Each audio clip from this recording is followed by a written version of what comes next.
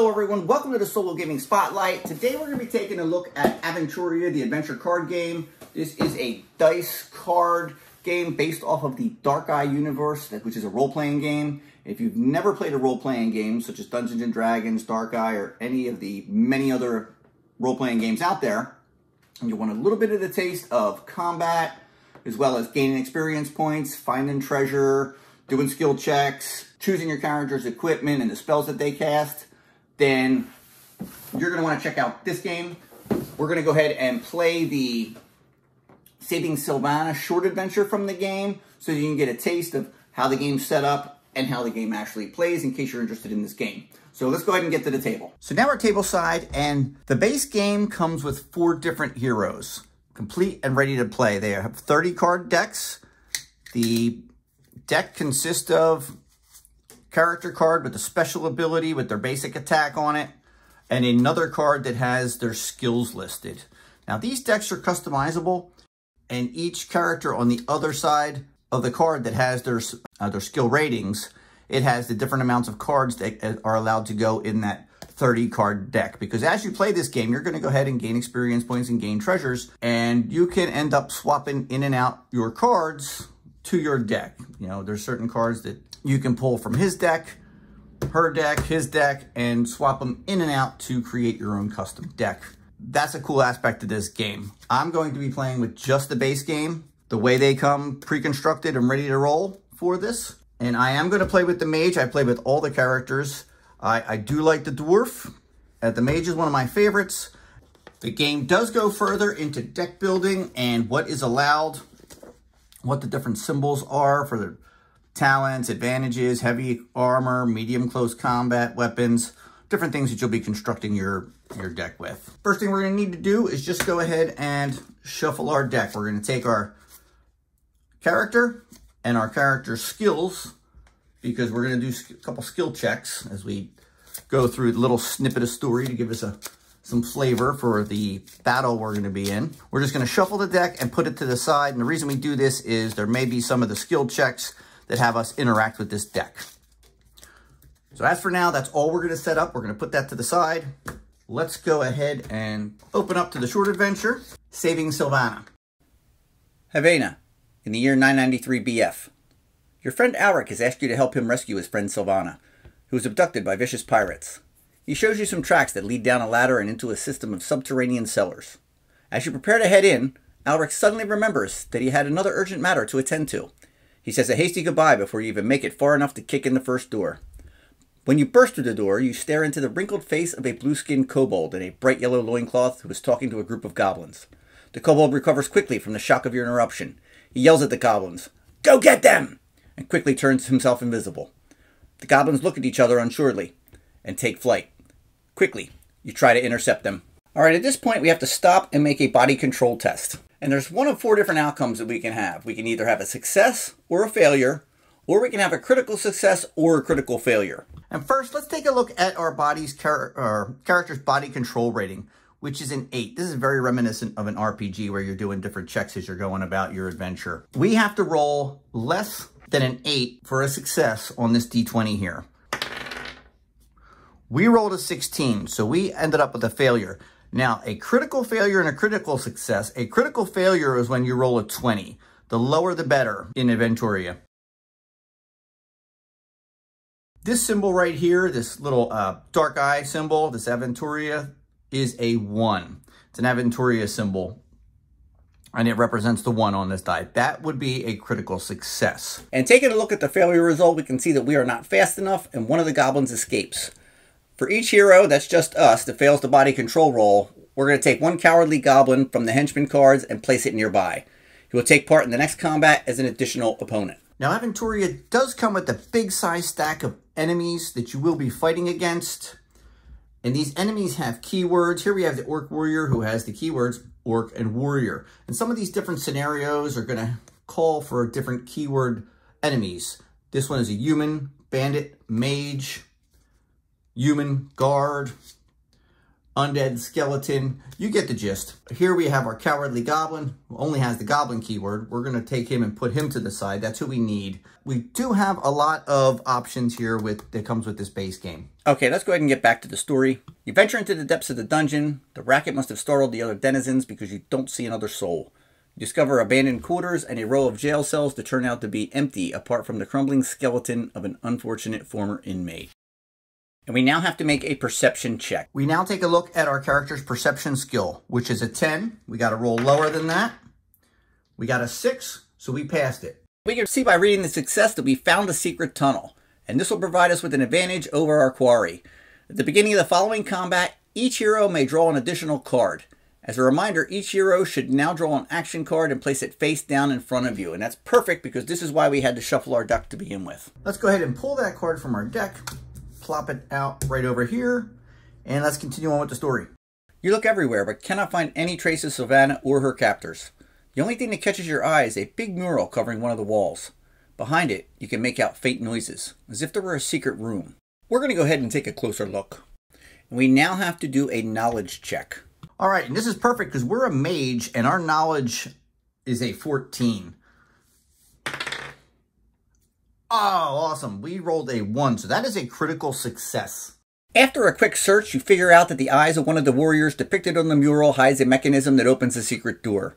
You point it out to your companions, which is me pointing it out to myself, and silently ready my weapon.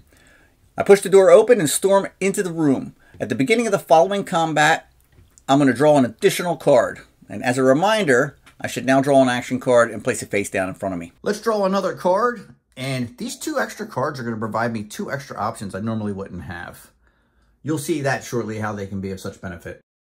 All of a sudden, you find yourself in front of a motley band of pirates, orcs, and the goblin that slipped past you earlier. They attack you immediately. Among ranks of enemies, you spot the kobold, who laughs at you mockingly and makes your life difficult with his vicious magic spells. You don't know why he's acting in this vile way. All you know is that he's protected by powerful kobold magics that block all attacks if you can't figure out his name. In order to do so, you can either try to make some wild guesses using your knowledge of magical creatures, challenge the kobold to a singing contest and trick him into revealing more information, or butter him up with charming words to get him to spill his name. Of course, the other villains won't leave you at peace while we do that. All right, and we are finally ready to set up for battle. First thing we have to do is grab all the Saving Silvana cards. They're noted with the Saving Silvana title on them. Some of them are double-sided, some of them aren't. First thing we're going to do is take a look at the timescale cards.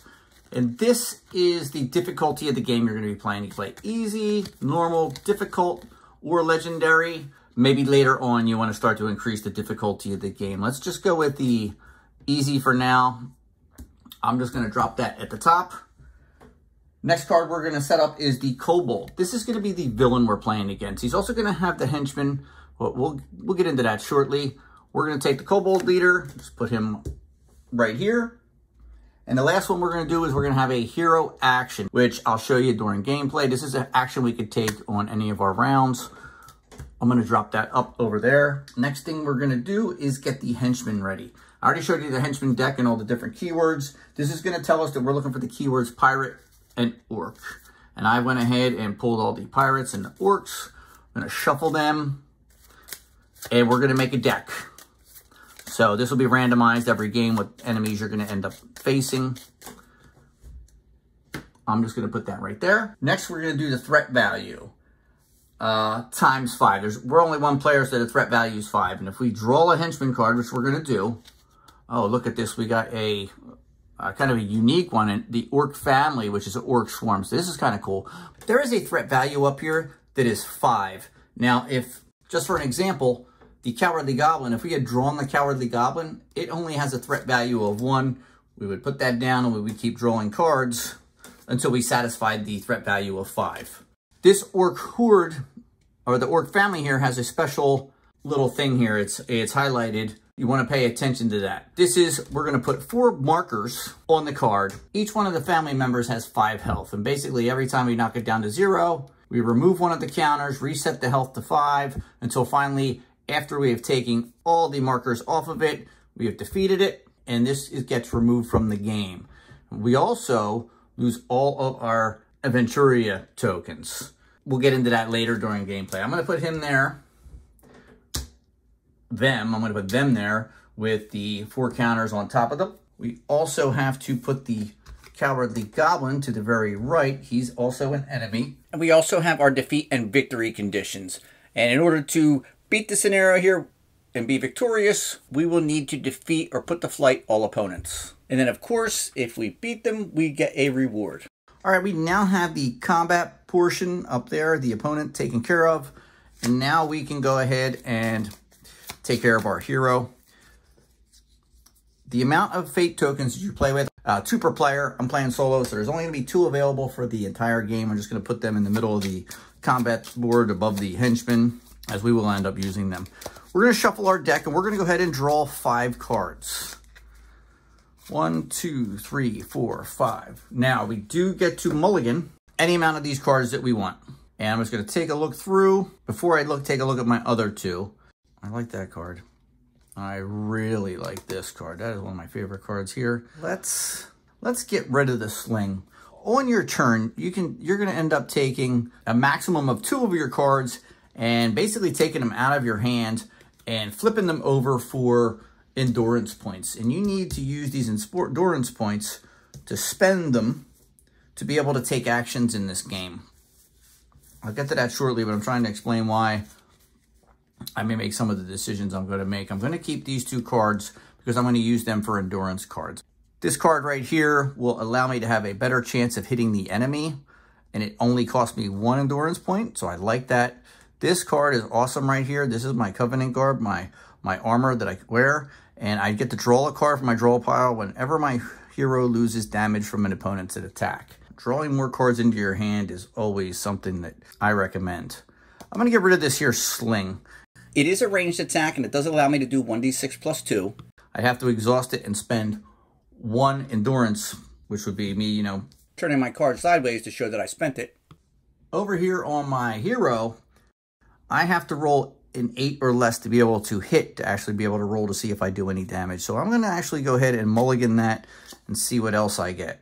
Well, not bad. I actually got another ranged attack, and this is a 1d6 plus 4, but this one's going to cost 4 endurance points. So this one's going to end up sitting in my hand. I'm okay with that. So those are the 5 I got, plus the 2 bonus cards. I have an excellent spell here that is a magic attack. This attack does 12 damage. A lot of times you have to roll to see how much damage you do. This is just a flat out 12 damage. And then I have the Fixed Matrix card. If I roll an 18 or 19 on a magical test or magical attack, I can decide to re-roll the die or draw a card. And that only costs 1. That's a really good card too. Sometimes you run into the problem. Let me go ahead and mulligan this and shuffle this back into my deck. You run into the problem of having good cards in your hand, especially early in the game, could be because you need those endurance points. All right, we are well shuffled. I have my 7 cards here. There is one more thing that I do have to show you that I should have showed you. Okay. On our time scale card, or easy, this card is going to start with 8 time counter tokens. We're going to take a turn. The opponents are going to take a turn. We remove a time token. It goes back to us, back to the opponent. We remove another time token. That's how combat's going to go. And this is a cool aspect of the game that I enjoy, that they can kind of control the different events that go on within the combat that you're going to be having. So once we get down to 5 counters, we're going to end up drawing a new henchman card and place it to the right of the other opponent. So we're going to end up fighting more enemies as they come out. When it hits 5, when it hits 3, when it hits 1, and then after that, the kobold has twice as many actions as usual. Right here on the kobold card, that's the amount of actions he gets to take. Bosses usually are special, and they usually get to take as many actions as our players in the game. We're playing true solo, so he only has 1 action. That won't really affect us. We need to get this kobold out as fast as we can. He's a pain. So let's put this up here. What I like to do, as a reminder, is I will put a stack on there that's going to let me know when the first event triggers. So I'm going to put these other 3 up here. Once I get to the 5, that's going to let me know, hey, pay attention to this card. Okay, so now it is our turn. First thing that we do on our turn is we draw 2 new cards. So those extra 2 cards gave us a lot of options to start the game out. Raise an opponent's attack roll by 5. However, that's in duel mode. In an adventure, we raise an opponent's action die roll by 3. That's another one. I'm going to go ahead. I'm actually going to use that for an endurance point. And then here, this is a 0 cost card. We can lose a health point to gain +2 endurance until the end of the turn. That boosts us up, and we may end up taking that action. Not just yet. I want to put down the other card. Put down this other card as an endurance point. I'm going to play this card, this meditation, this arcane meditation. I'm going to lose a health. I got my health tracker over here, trying to fit all this on screen.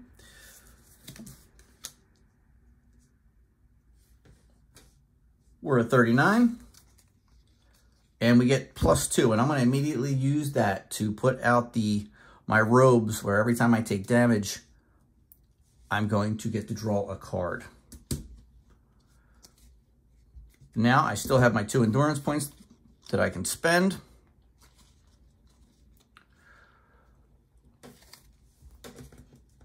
The hero action over here is going to cost me an endurance point. And I get to use my craft. My craft is a 10. Or I can use my knowledge, which is a 14. Or my persuade, which is a 12. Which, of course, I would use my knowledge.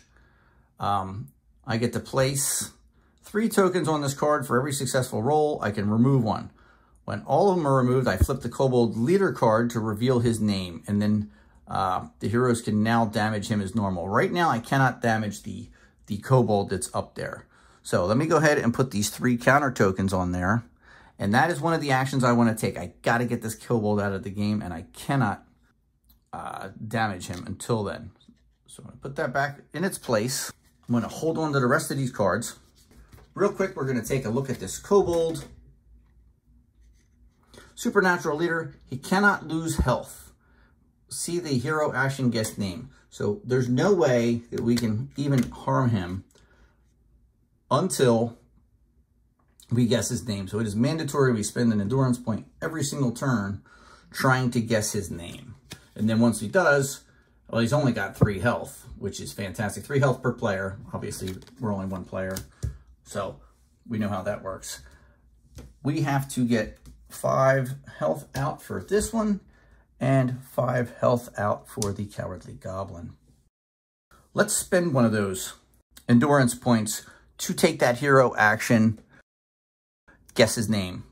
Let's get the D20 and try to do a knowledge check. We got to get under a 14. We rolled a 4. So we're going to remove one of those tokens.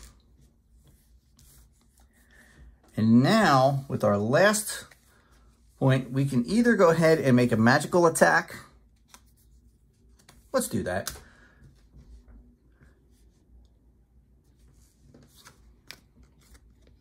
Here's our magical attack. That's our ranged attack. That's our melee attack. If we had a ranged weapon and a melee weapon out already, we get to use, on my turn, as long as I had the endurance points to use them, because in order to make a magical attack and use my Ignifacious spell, I need to spend an endurance point and exhaust her card. And that'll allow me, if I hit, to do 1d6 points of damage. And that's what I'm going for right now. We got a 14. We just made it. So we're going to exhaust her, exhaust our other endurance point, and we get to do 1d6. Now, I apologize because I was supposed to point out which one of these enemies I was going to be attacking.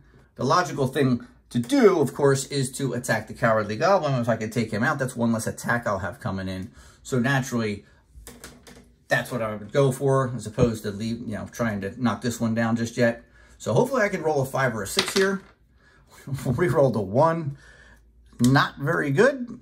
He only nicked him. And he still has 4 health left. That is the end of our turn. Don't have any more actions to take. And so now it goes to the enemy. Enemy's turn is nice and easy. We just simply go left to right. We're going to start with the kobold, and we rolled a d20. He rolled an 18. We could see here, nothing, just some evil laughter. He cackles at us. We now go to the next enemy. A 14.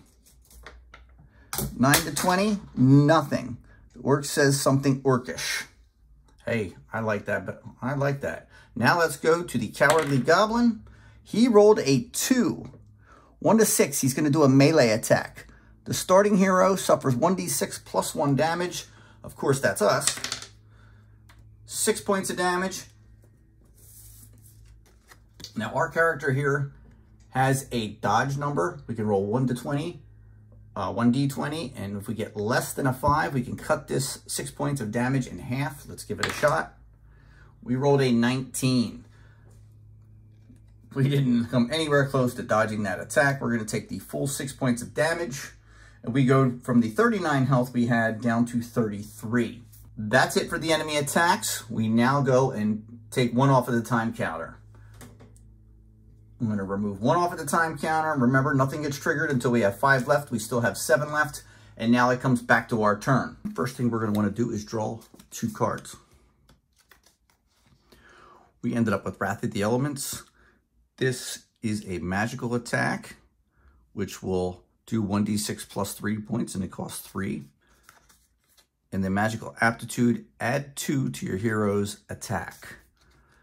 That would increase our number from 14 to 16, making it easier for us to hit with our magical spells. That's also a good one. After we draw our 2 cards, we unexhaust. Now, we need to get a couple endurance points out there. Choose a card in your discard pile. Return that card to your hand.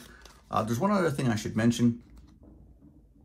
The red outline around the frame here of the card this is an instant card. This is a one-time use. You play it, and then it ends up going to your discard pile, just like this one.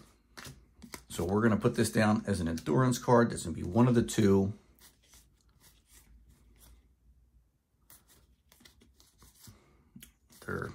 I like all these cards. I think I'm going to end up putting the Wrath of the Elements down, the 1d6 plus 3, because I do have the bow, which is going to end up doing plus 4 for 1 more. Now, I have 4 endurance points for this round. I'm going to go ahead and spend 1 of these endurance points to take that hero action. Remember, I have to roll underneath my knowledge to be able to take 1 of those tokens off. We got a 7. We removed another one of the tokens on the guest name action. And once that's cleared of all tokens, we can start damaging the kobold. That was 1. The other one, I want to definitely get an attack on that goblin, see if I can get him out of play. In the meantime,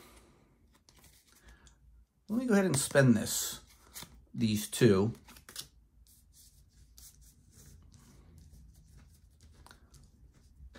To play this card here.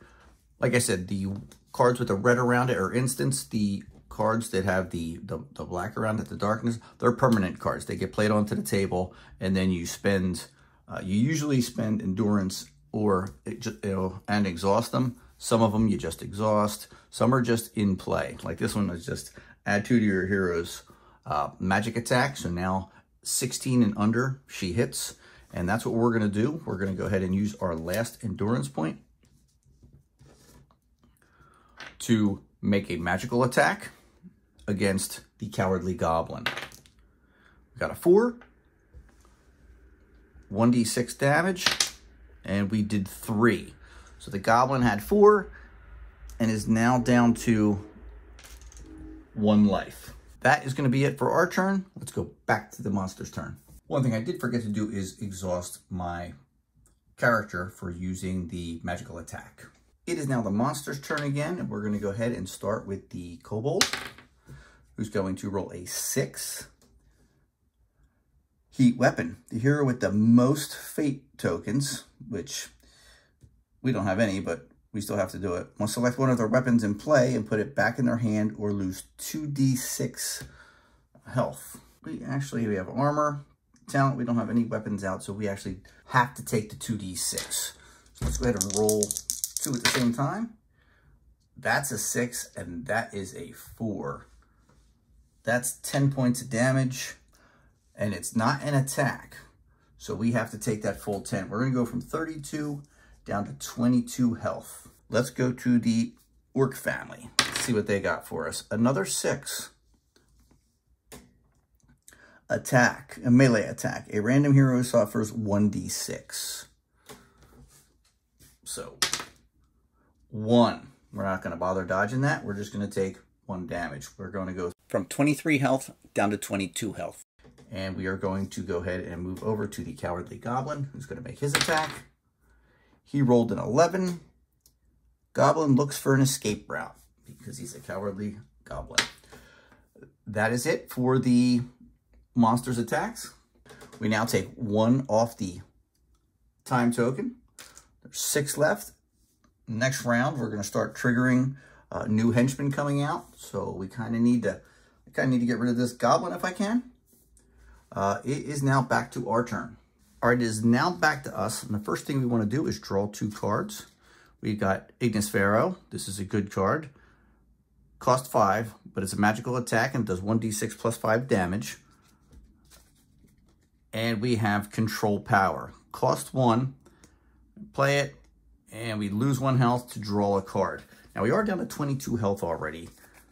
So, first, before we do anything, let's refresh our cards and decide which cards we want to use to for endurance points. Let's use that. We don't really want to lose any more health. We now have 5. Man, I like all these cards. Can I get by with just 5 cards? I think I'm just going to go with 5 cards this time because I'm going to play this fixed Mage tricks where if I roll an 18 or 19 on a magical test or a magical attack, I can decide to re-roll the die or draw a card. Let's get that into play.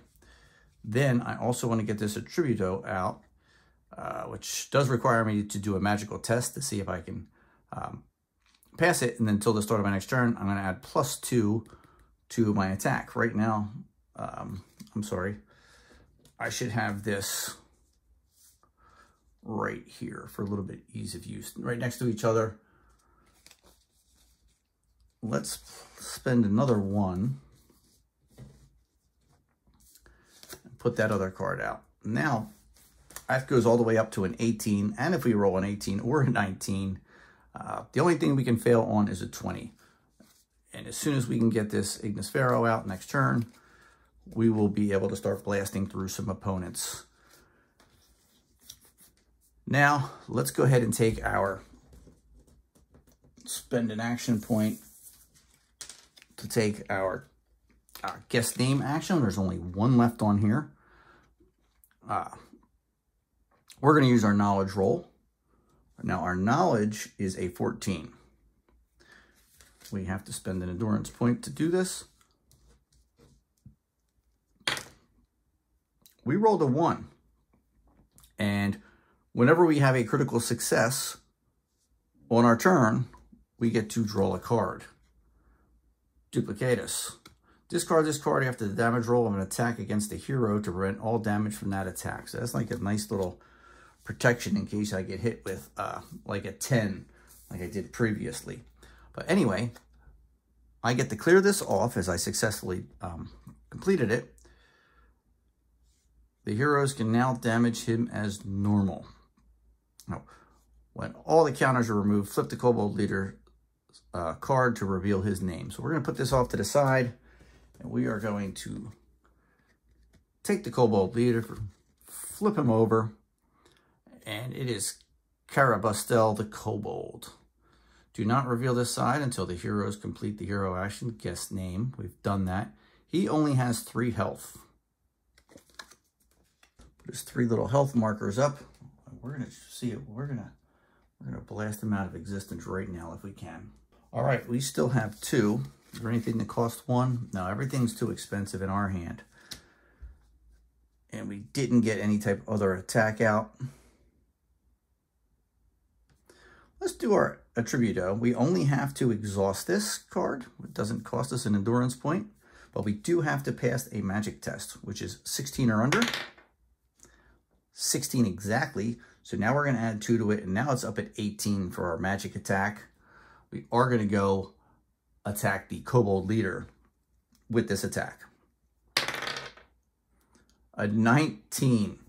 So while we did miss, we got over an 18, but due to this fixed matrix, if we roll an 18 or 19 on a magical test or magical attack, we can decide to re-roll the die or draw a card. Well, we are re-rolling that die, and we got a 4, and we hit him. We're going to roll 1d6 for the damage, and we only did 1 point of damage. This is tough, man. We're having all kinds of problems today. That was it. We gotta exhaust my character. We had 1 left over. We have nothing to do with that. It is now the enemy's turn. We are going to start with the kobold. He rolled a 16. More evil laughter. We got the orc family, which is a 14. Nothing. The orc says something orcish. We're happy with that. Let's go to the cowardly goblin, who rolled a 4. That's going to be a melee attack, and we're going to take 1d6 plus 1 damage. 4 points of damage. We're going to try to dodge. We need to get under a 5 to cut that in half. We didn't get it, so we're going to take the full 4 points of damage. We go from 22 down to 18, but this time we're going to remember our Covenant Garb. We're going to draw a card from our draw pile whenever we lose health from an opponent's attack. We ended up getting Sleight of Hand. Add 2 to your hero's archery attack. That's good. Let's put that in our hand. We're going to go ahead and remove the timer or the counter off of our timer here. And we hit the 5. We draw a new henchman card and place it to the right of the other opponents. And we have ourselves an orc archer. Let's put him down. He comes in with 15 health. No slouch. He is actually the first enemy also to have an armor rating. The other enemies in play, none of them have any armor. So every time we do damage to them, we subtract 1 due to the armor. That was the enemy's turn, and the time counter went down. It is back to our turn. But before we take our turn, I'm going to go ahead and set the timer up. There's 5 tokens on there. We're going to take 2 and put it to the side. When those tokens run out, we know it's time to trigger the next event, which will be another henchman. All right, back to us. Let's draw 2 more cards. We've got Acolytus. This costs 2. It's an instant. Choose a weapon. Well, this is in duel mode. We go down here in an adventure. The hero loses 5 fewer health points from an opponent's successful attack. That might be nice to have on hand. This one's going to cost 4. Disintegratus. In an adventure, subtract 2 from the damage of all attacks by an opponent of your choice.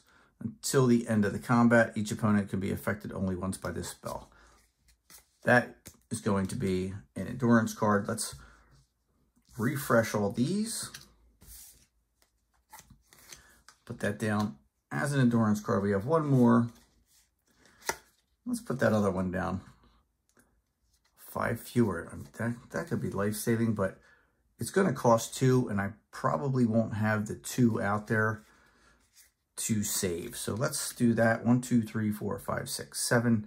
We don't have to spend 1 to guess the hero's, to guess the kobold's name anymore.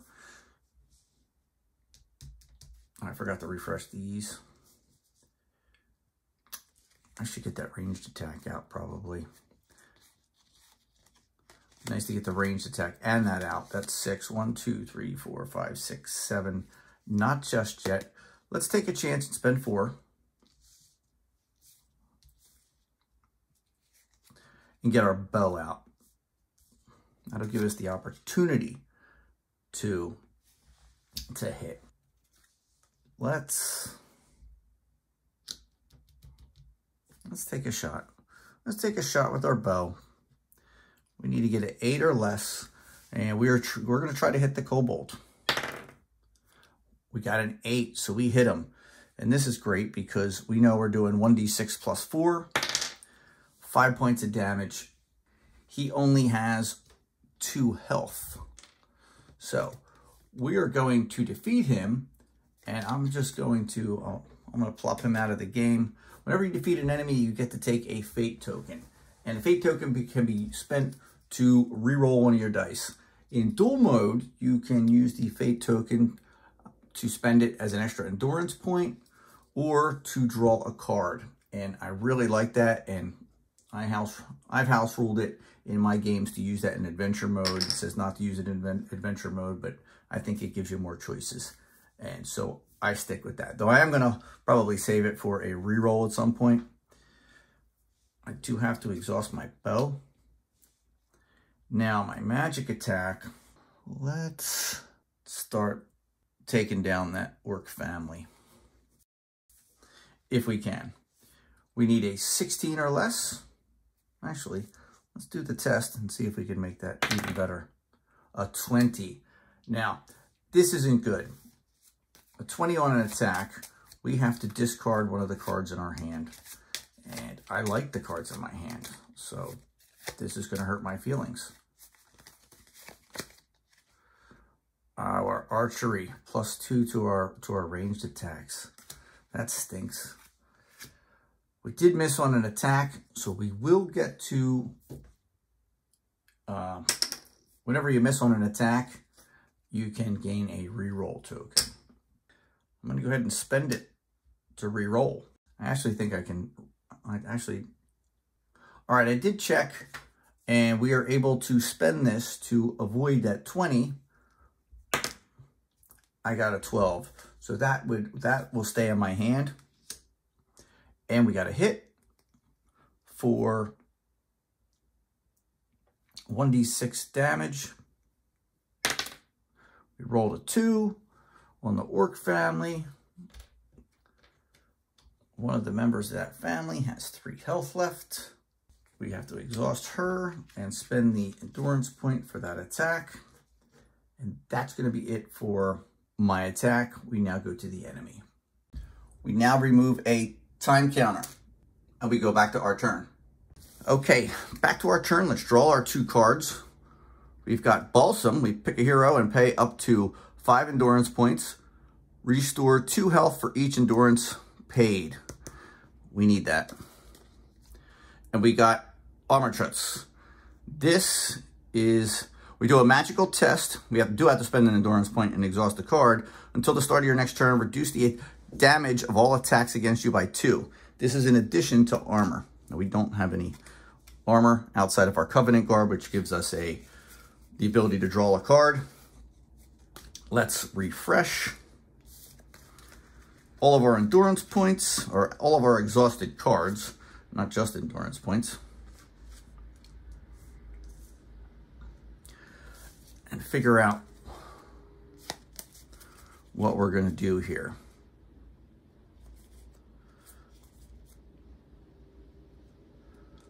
We're going to get rid of Disintegratus, subtract 2 from all the attacks. That will be one that we get rid of. The more cards we get, the better. And this is usually a really good card, especially when there's a bunch of enemies that have armor. We do have to do a magical test, and we get to pick an opponent and roll however many endurance cards that we exhaust. We roll that many d6 dice, and the opponent loses health equal to the highest die roll. It doesn't count as an attack, and therefore it bypasses armor. The Orc Archer just has 1 armor point, so it's not that important right now. Let's put that down. Hopefully I don't regret it when the new henchman comes out. We now have 1, 2, 3, 4, 5, 6, 7, 8, 9. I'm going to go ahead and heal. I'm down to 11 health right now, so I'm going to spend that and use all 5 that I'm able to and heal my character. 10 points, so we're going to go from 11 health back up to 21 health. 1, 2, 3, 4, 5. We still have 4 more we can spend. We definitely want to do a ranged attack and a magical attack. I think I started to say this and I got distracted, but if I were to have a melee weapon out, on my turn I could take 1 of each different attack. But I couldn't if I had a different, I couldn't have 2 magical weapons out there. I only get to perform 1 magical attack per turn, or 1 ranged attack, or 1 melee attack. But if I have all 3 of those weapons out, I can take 1 of each. It's important to know. This goblin up there has been a thorn in my side. I kept him up there because he only hits on a 1 to 6, and if he rolls a 17 through 20, he would just flee, but he keeps hitting me repeatedly, and I have to take him out with one of my attacks. With my remaining 3,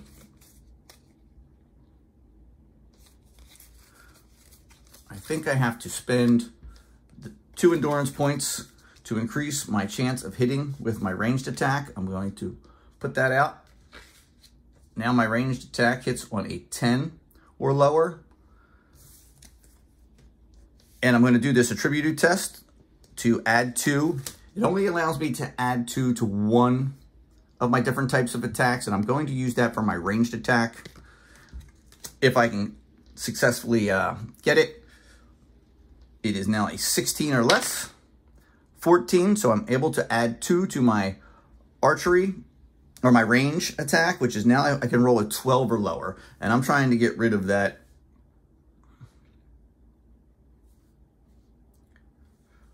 damn goblin.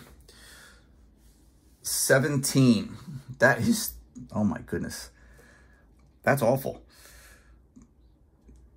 So we didn't do it. We missed. If we do miss on an attack, we do get to pick up a token. Now, I can't go and turn around and spend this token right away. I do have to keep it on that attack. That would create an endless loop. Let's use our magical attack on that cowardly goblin. 1, 2, 3, 4, 5, plus the 1, 2. That was our ranged attack. Now, our endurance for our magical attack. At some point in time, I would like to get our Ignis Pharaoh out there. It just cost 5, and I really needed to heal instead. A 4. So we hit. That goblin is toast no matter what. We rolled a 4, but he only had 1 health left. So we finally can remove the cowardly goblin. And whenever you remove an enemy, as stated previously, you do get to pick up a fate token. So let's put that fate token to the side. We now have 2 of them. And that is it for our turn. Let's go to the enemy's turn. All right, hopefully we can get lucky this turn and not get destroyed by the enemies here. Let's go to the orc family. A 20. Now, when they roll a critical failure on their turn, that would end their turn. And that only really comes into play in a multiplayer game, or if they have multiple attacks, they end their turn immediately and don't get to finish any more of their attacks. That's obviously not going to apply here. We're going to the orc archer. Hopefully he can miss 2. An 8. He's going to deal 1d6 plus 2. The orc family is a special monster. They will not flee. Had I rolled a 20 on the orc archer, he would have taken flight because the leader has been defeated, and we would remove this card from combat, which is what I was hoping for that goblin. I'm hoping for it for him too. But for right now, he's going to hit us for some damage. 3 plus the 2 is a total of 5. Let's try to dodge. We did not dodge. We're taking the full 5 points of damage. We're going from our 21 down to 16 health. That's going to be it for the enemy's attacks. And now we're going to remove another time token, which is going to bring out another henchman. This is an orc warrior, and he's a tough one. not only does he have 20 health, but he has 3 armor. He's going to be a nightmare to try to take down. We got to hope he will take flight, which is only a 19 or 20. Right down here is how many attacks they get per round. Let's put out 20 health tokens for this guy. Let's just bring the big one out so we know how formidable he is. All right, that is the enemy's turn, the time token. Again, with the time token, the next one will trigger at 1. So let's put these over here and go back to our turn. All right, it's back to us. Let's draw 2. Oh, we got our quarterstaff out. This is a melee attack, which will do 1d6 plus 1. Sad thing is our melee is only we have to roll a 6 or lower. And then we picked up a sling, which is a ranged attack, 1d6 plus 2. We've already got our bow out, so we don't want to downgrade to the sling. So we're going to end up using that as an endurance point. Let's refresh all our exhausted cards. And then we know we're going to put that sling down as an extra endurance point. And giving us a total 1, 2, 3, 4, 5, 6, 7, 8, 9, 10. That is a third of our deck. You only have a 30-card deck. We got to start taking some measures to... I'm going to move the skill tests down and our hero down to make some room. One is I want to get this Ignispero spell out for 5 to start doing some heavy damage. 1, 2, 3, 4, 5.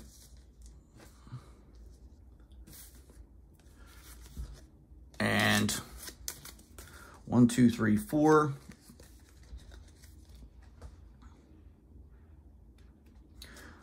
I'm going to go ahead and cast this Invocatio Major spell, or Major.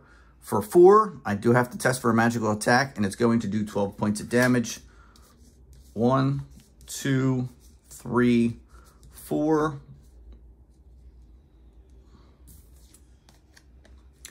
Let's see if we can hit. We got to roll less than a 16. We got a 19. We're going to spend a reroll token. It's absolutely necessary to hit right here. An 18. We're going to spend our other one. Actually, let's not spend our other one because we have our fixed matrix card where if we roll an 18 or 19 on a magical test or a magical attack, you can decide to reroll the die or draw a card. We are going to decide to re-roll the die. A 4. So we were able to hit for 12 points of damage. I should have pointed this out. I always have that. I know who I'm attacking in my head, but I'm going for the Orc Archer this time to do 12 points of damage. It will be a waste on the Orc family, who only has 3 health points left. And with the 3, I'm going to hope that he takes flight. Hopefully I get lucky there. The Orc Archer is the one that I'm most likely going to be able to take out. 12 points of damage minus the 1 armor is I do 11 points of damage to him. He's only going to have 4 health left. And I'm hoping with my magical attack, my last attack of the round here, that I'm going to be able to take him out. So this is going to go to our discard pile. If you remember earlier in the game, I made the decision to use an endurance point, a card that allows me to return a card from my discard pile, which would come in really handy now. Let's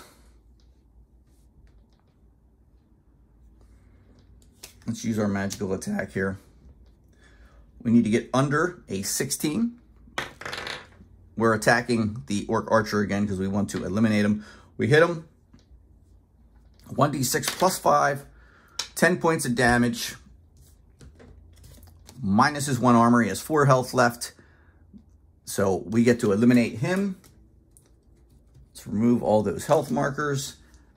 And because we beat him, we do get to get another fate token. Which I am going to spend one of my fate tokens to gain an extra endurance point while I'm here. Because now I have the option of being able to maybe hit with my ranged attack on the orc family and start taking some of those tokens out. So I got to roll a 10 or less. We did. We got a 3. And our short bow is a 1d6 plus 4. We rolled a 3. We end up doing 7 points of damage to the orc family, which they only have 5 health. So we can only take the remaining 3 and then remove one of the orc family members.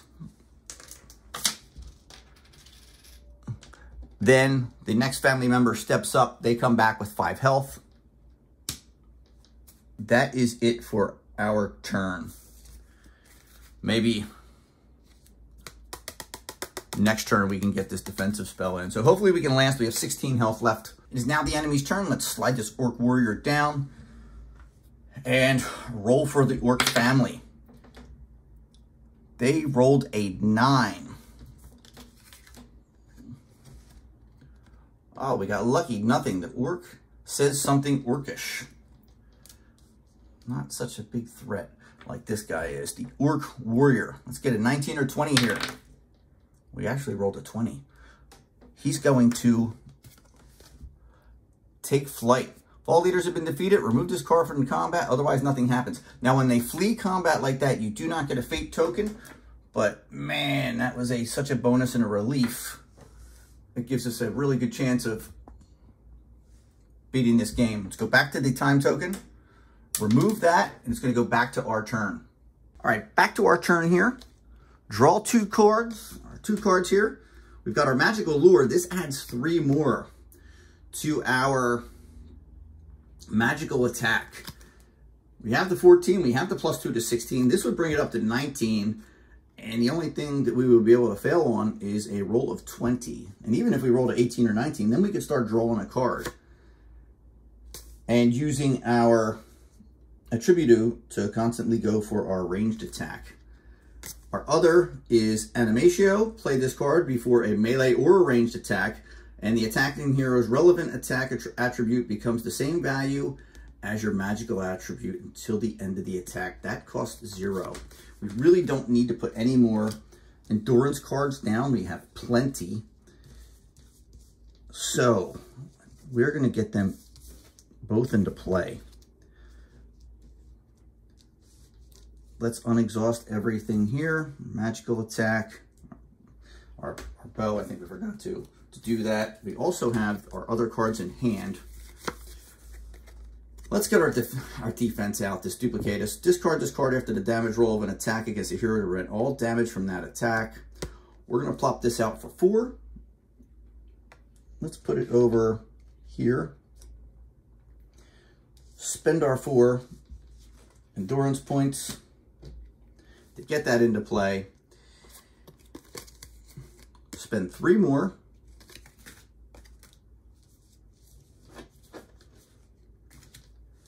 To get our magical lure into play, bringing us up to a 19 to hit on our magical attacks. And with our fate token here, we can't actually miss for our magical attack currently. We have 3 endurance points. We're going to spend 1 to do a magical attack, 1 to do a ranged attack.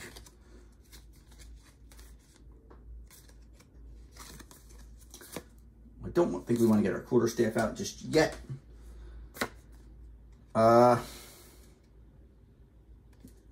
Let's spend our Animatio. Yeah, we're going to change our ranged attack to our magical attack. That means a 19 or less we're going to hit. And of course, we're going for the orc family. There's nobody else out there. We got a 4. We hit. 1d6 plus 4.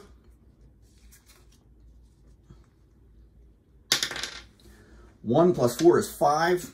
That obviously, as they only have 5 health, they don't have any armor. We're going to kill another one of their family members. We're going to remove one of those and refresh. The next one's going to come up with 5 health.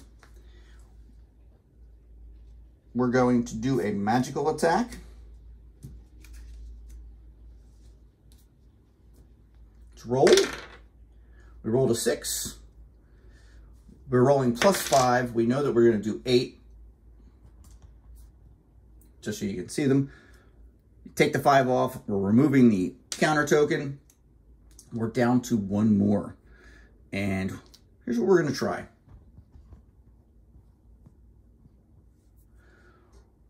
We're going to spend this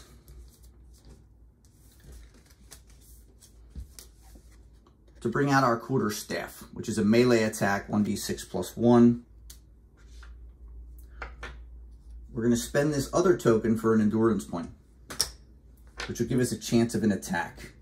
Now, we have to roll a 6 or less in order to... Actually, we don't.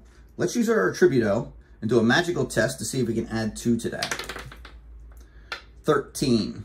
Magical test. Yeah, that's a 19. So we did it. We're going to end up adding 2. So now an 8 or less on our melee attack, and we hit. Oh, that's perfect. We get to draw a card. Another magical attack. This one is an excellent magical attack because we can choose how many endurance cards that we want to use, up to 6.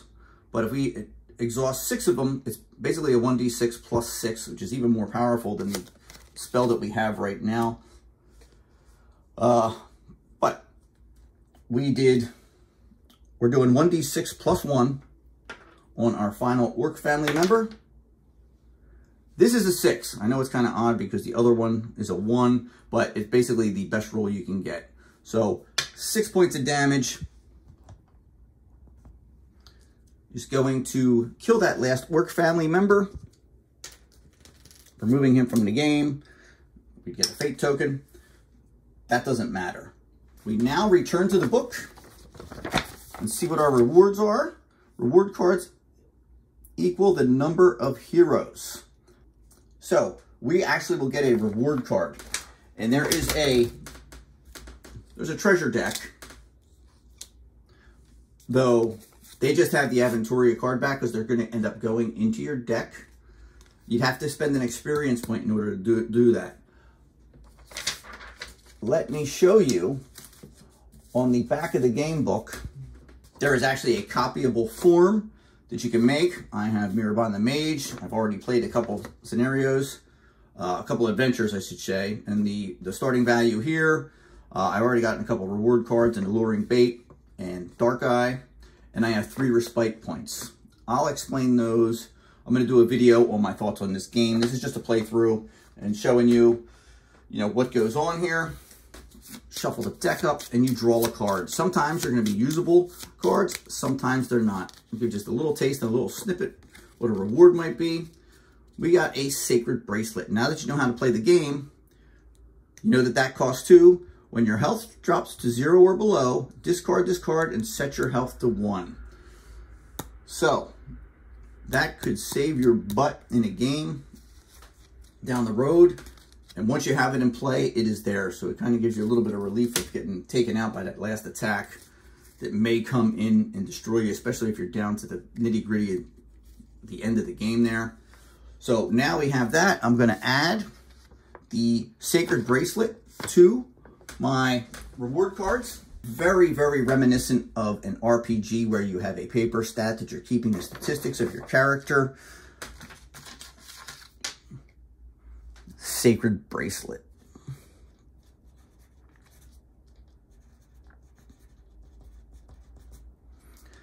We now have that. As a heads up, it does cost an XP for whatever reason to be able to swap one of the cards in your deck out with one of your treasure cards. Now, I have already spent the XP to put the Alluring Bait card into my deck, but I haven't earned an XP since, and I didn't want to show you the game with one of the treasure cards in it. I wanted to show you the base game as it comes, and that's why I've removed it. But now it's going back into my deck for me to play along a little further if I choose to play any more further adventures of this game. Do note that in the bottom left-hand corner of the card, you see you have this little equipment thing, and I think I spoke earlier on it. I definitely did. On the other side of your attribute skills numbers, you have your allowed action cards in your deck, and we can see that the equipment, that little pouch over here on her card, kind of lets you know what the deck can consist of. So she's allowed to have a max of 4 equipment cards in her deck. That's really cool. Usually RPGs have some sort of rules on different things. Sometimes it's encumbrance, the amount of weight that your character can have, but this is a cool way of implementing that system, of making sure that, you know, you don't have 8 pieces of armor, you know, that would just be ridiculous and unrealistic to carry that around. I know you do suspend your belief in when you play games anyway, but I do like that little implementation here in the deck building. Kind of cool. Just thought I'd add that. Anyway, that is it for the playthrough of Aventuria. I hope you enjoyed the playthrough. If you're still with me, please give a like and a subscribe. It would be much appreciated. And I'll catch you next time.